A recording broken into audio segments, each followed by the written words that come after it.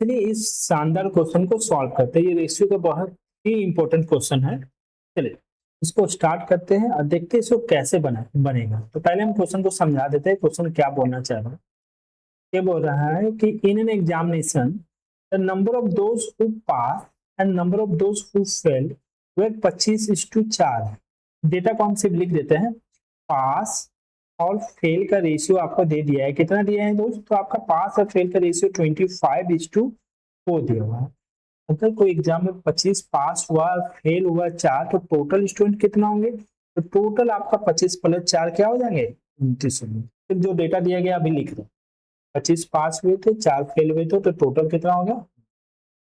बोल रहा है इफ 5 मोर हैड अपीयर, अगर 5 लोग और एग्जाम देने आए, तो 5 लोग और एग्जाम देने आए यानी जो टोटल एग्जाम देने आए तो उसी में तो 5 लोग और हो जाएंगे।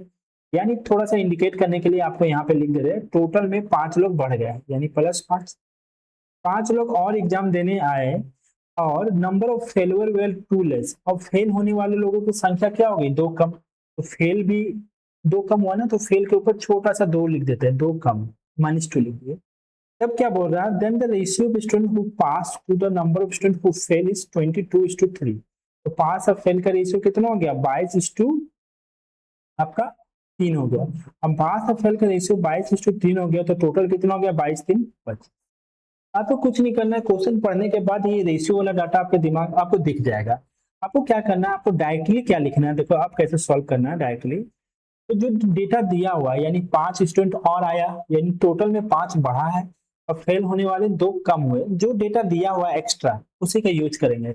यानी हम किसका यूज करेंगे दोस्त? तो टोटल का और फेल होने वाले स्टूडेंट का। तो टोटल स्टूडेंट कितना है?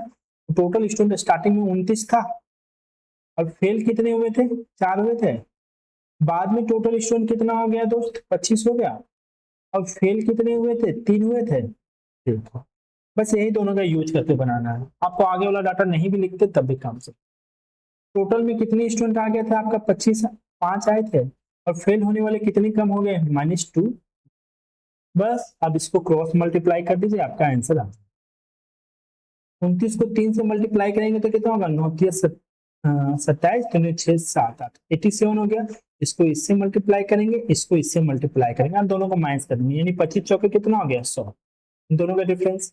उसी तरह जैसे मल्टीप्लाई किए 29 को 3 से किए तो उसी तरह 25 को 2 से मल्टीप्लाई करेंगे तो 25 दूनी 50 हो जाएगा या -50, इधर माइनस कर देंगे। 5 या 15, ठीक है। अब 87, 100 में 87 माइनस करेंगे तो आपका 13 हो जाएगा और -50 -15 कितना हो गया? 65 हो गया। 13 का वैल्यू 65 है तो 1 का वैल्यू कितना हो जाएगा? 5 हो जाएगा। तो आपसे क्या पूछा था? Find the total number of student who appear. तो टोटल कितने अपीयर हुए थे? 29। तो 29 का वैल्यू कितना हो जाएगा? 1 का वैल्यू 5 है तो 29 का वैल्यू 29 इंटू 5, 5 9 45, 5 10 4 14, 145। ये हुआ आपका आंसर, दैट इज 145।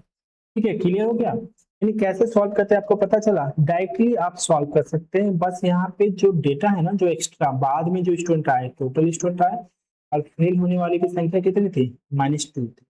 बस जो डेटा दिया है उसी को रेशियो में लिख करके आप क्रॉस मल्टीप्लाई करके डायरेक्टली सॉल्व कर सकते हैं। एक क्वेश्चन आपके लिए और लाए हैं, चलो इसको भी अब हम डायरेक्टली सॉल्व करते हैं, ठीक है ना। देखिए पास और फेल का रेशियो 3:1 दिया हुआ है, ठीक है ना। 8 मोर स्टूडेंट अपीयर हुआ, 8 और स्टूडेंट आए एग्जाम देने यानी टोटल में बढ़ गया है। और बोल रहा नंबर ऑफ पास हुए 6 लेस, और पास होने वाले की संख्या क्या हो गई? 6 कम हो गई है। तो पास और टोटल का डाटा लिया गया है। तो आप कुछ मत करो, जैसे यहाँ पे टोटल लिख दो और यहाँ पे पास लिख दो, ठीक ना। तो टोटल कितना हो जाएगा? पहले पास और फेल 3:1 था तो टोटल 4 हो गया। और पास होने वाले कितने थे? तो पास होने वाले आपके 3 थे, ठीक ना, स्टार्टिंग में। अब क्या बोल रहा है? लास्ट में पास और फेल का रेशियो कितना है? 1:1। 1:1 है यानी टोटल स्टूडेंट कितने हैं दोस्त आपके? 2 है। और पास होने वाले कितने हैं? 1। बस नीचे में क्या लिखो?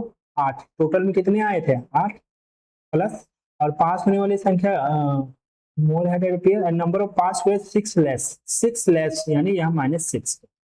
बस क्रॉस मल्टीप्लाई कर दो। 4 को 1 से मल्टीप्लाई करेंगे आपका 4 आएगा, 3 को 2 से मल्टीप्लाई करेंगे आपका क्या आएगा? 6 आएगा। -6 इक्वल टू 2 को -6 से मल्टीप्लाई करेंगे -12, फिर -1 को 8 से मल्टीप्लाई करेंगे यहाँ पे आपका 8। तो 6 में 4 माइनस करेंगे तो आपका -2 हो जाएगा। -12 -8 क्या क्या हो जाएगा, -20। माइनस माइनस का साइन तो कैंसिल हो गया, 2 का वैल्यू 20 है तो 1 का वैल्यू आपका 10 हो गया। आपसे क्या पूछा है, number of student who appear in the examination, तो 4, 1 का वैल्यू 10 है तो 4 का वैल्यू आपका क्या हो जाएगा, 40 हो जाएगा। That is your answer. तो चलिए मिलते हैं नेक्स्ट क्लास में, ठीक है। इसमें ना जो हिंदी में जो लिखा हुआ है ना क्वेश्चन पर ध्यान देना, हिंदी में पढ़ने वाले, हिंदी में रेशियो में नहीं दिया हुआ, मल्टीपल में दिया हुआ।